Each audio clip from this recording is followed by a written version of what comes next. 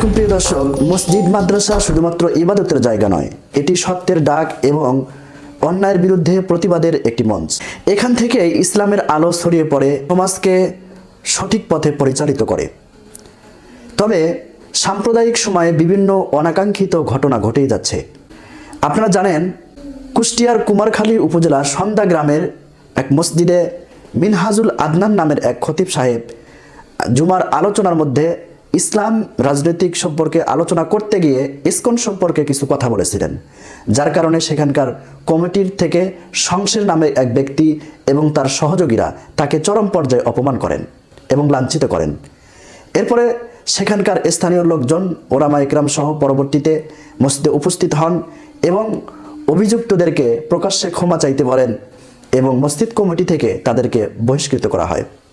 প্রিয় দর্শক, এদিকে মানিকগঞ্জের কৃষ্ণপুর উপজেলার তানজিমুল উলুম মাদ্রাসার এক মাহফিলে এক বক্তা ইসকন সম্পর্কে আলোচনা করতেছিলেন।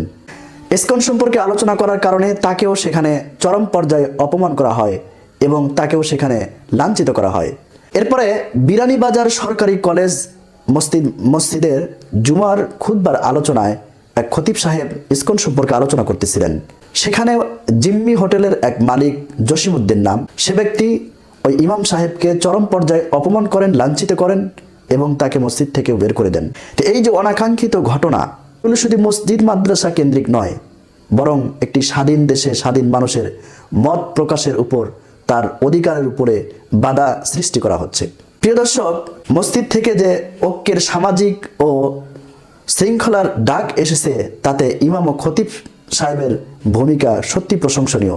এজন্য আমাদের উচিত হলো প্রত্যেক মসজিদের মুসল্লিগণ এবং স্থানীয় প্রশাসন যাতে মসজিদের খতিব সাহেব, ইমাম সাহেব যেন কোনোভাবে নির্যাতন নিপীড়নের শিকার না হয়, এজন্য আমাদের জরুরি পদক্ষেপ এবং দৃষ্টান্তমূলক একটি পদক্ষেপ গ্রহণ করা দরকার।